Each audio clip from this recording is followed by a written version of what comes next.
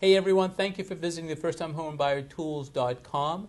We appreciate you spending some time with us and viewing our videos. Today I have Mark Newell from Leader Bank. Hey Carlos. Mark, thank you for coming out. Sure. Appreciate you taking some time out of your busy day. Sure. Could you tell us a little bit about yourself?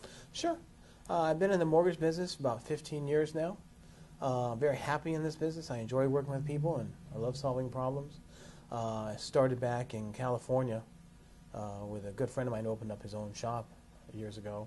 And then with a relocation came here with Wells Fargo. Yeah. And then I'm currently with Leader Bank. So Great. Definitely happy in what I do. Super, super. What interested you to get into the mortgage business to begin with? Well, actually, it was sort of by chance. I was just graduating college. And at that time, my best friend had just opened up a real estate and mortgage company out there in California. And I joined him, started as a processor and moved my way up, loan officer, doing real estate, and just started from there. Great, great. If you could share with us three bits of information. If somebody is watching our videos and if they needed to do three basic things before they consider purchasing a home, What would they do? What would they be? I would suggest making contact, getting in touch with a mortgage professional. Things have changed enough that it's wise. When should they? I would right say before they look at probably homes? Probably one of the first things they would do. Yeah. Just to have a quick conversation, ask your realtor you're working with for a referral. They can connect you up with a good mortgage person. Yeah. Have a quick conversation. Just have them do a quick review of their situation. If there's anything you can change that you need to change, or start doing something, make a change. But just get on the right track. Great, great.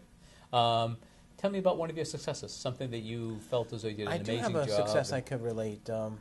It's a little bit long. I don't know if it's too long. That's fine. We're here. I had a customer. Her name was Helen, and she was buying in Cambridge.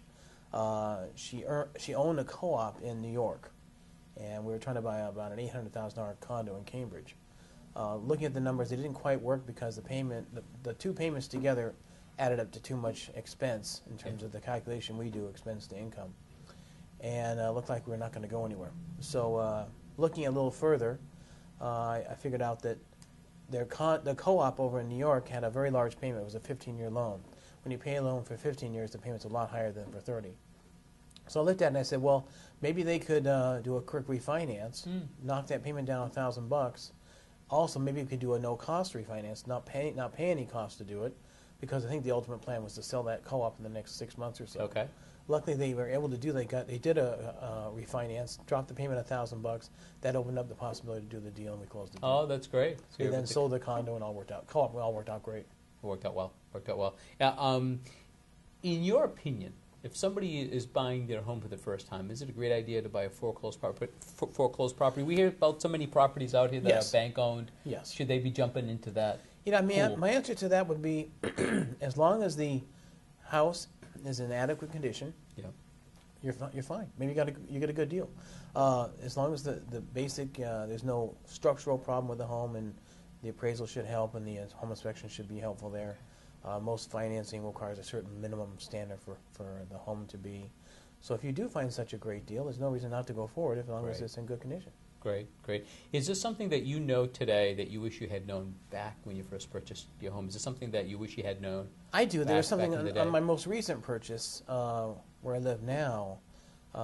We were in sort of a rush to buy because it was August or so, September coming up, school starting, so we wanted to get into a home for the schools. Mm-hmm.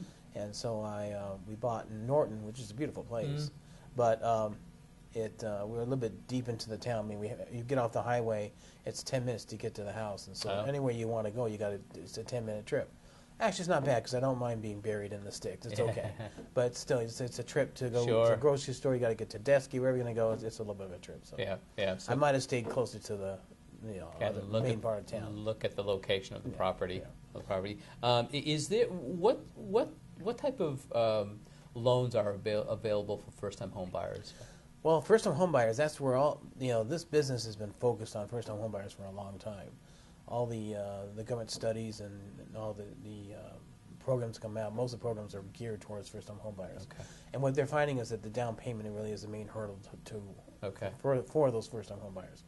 And so we have a lot of we have programs such as it used to be the standard FHA 3.5%, but then we have also the mass housing subsidized program, which is a really attractive overall payment situation because Okay. their insurance costs are lower, and it ends up being a substantially lower payment than FHA. So actually, Mass Housing is my first choice now for Okay. a first-time home buyer. And when you mention the insurance, is that not It's not your kind of insurance. Not the homeowner's We're insurance. looking at it's PMI? insurance to the lender, PMI. mortgage insurance to the lender. Yeah. And how does that PMI work? What it is, it's really just the reason it came into existence is to coax lenders into giving a lesser down payment than 20%. Okay. That's what happened in the early years of mortgage, that lenders were requiring a larger down payment, 30%, 40%. Yeah. And then to coax them into doing that, the insurance companies came around and it provided some security to then lend at lower down payments. So if the bank ends up taking over the property, at least they've got Right, the first thing a they do place is to they get the cash in their insurance, Yeah, yeah. whatever the coverage is, they get their coverage. Right, just to guarantee that the bank isn't upside down. Right, exactly. of the deal. That the insurance company. And the realistic down payment, is it based on the different programs like Mass Housing's Sure, got yeah. I mean, like at Mass Housing, let's do as low as 3%. Wow, 3% And down. FHA was 3.5%, so 3% Yeah. is slightly lower, and that's probably the lowest you're going to get these days. There Okay. was 100% 10 years ago, but now we're 0%. But Sure. now we're looking at 3%. So that's probably one of the more attractive. You need to have some choices. skin in the game a little bit. A little That's bit, what they're just looking a little for. bit. Yeah, just a little skin 3%. in the game. What's your favorite part of the day? What do you like doing the most? I actually like giving good news. Okay. I love calling saying we're approved. I love calling and saying we're clear to close. Yeah. After all the problems we get through and all the headaches, it's nice to say we're at the end of the road. Oh, that's great. So delivering good news to the Love it. Yeah, the new homeowner, possibly. I hate delivering bad news, but I love giving good news. Nobody likes the bad news. Yeah. If you had to share with our viewers and listeners, if somebody's looking to purchase a home the next 30, 60, 90 days, 1 year, what should they be doing? What's your advice to them I to think start I'll go doing? backwards from a year. Yeah. Again, a year out, I might just do the very preliminary type things. I might make contact with a realtor. Maybe I'll make contact with a mortgage person, and just have a quick conversation to see where I might be weak in terms of maybe savings or credit score or debt, things like that. So you just get a quick checkup, have a conversation, and then I might, based on that conversation, you may get some direction from that individual. Okay. Maybe they want you to increase your savings. Maybe they want you to pay down some debt, something else. I'm not sure, but you probably get some input based on that. Great. As you get closer in, maybe 30 days, I might just sort of freeze things and not make any changes, not add debt to the picture, no new credit cards, stable income, things like that. Okay. And where can listeners find you? What's the best Well, medium I think to get a hold of you you? can call my cell phone. I'm available 24 hours a day on my cell phone. Leader Bank website. Yeah, great. On my Great. website. And Mark's contact information will be in the video and the show notes, so just kind of check underneath here. On a personal note, what are you reading? It's funny. I just saw a list? story came out. It was saying that most college kids and college grads and even high school grads don't read a book after high school. They don't read a book. Not one book. But I am currently reading Freakonomics. Ah, great book. Yeah. It's a collaboration between a writer and an economist. Yeah. Sort of analyzing everyday situations from an economics point of view. Great. It's one of the books I'm hoping to read before the end of this year, but I'm not certain if we're going to do it. Hey, I want to thank you so much for your time, and and I want to thank you for visiting a firsttimehomebuyertools.com website. Hopefully, you've seen Mark here, and if you're looking to purchase a home or even refinance a home, hopefully you will reach out to Mark, and please share these videos with your friends and family.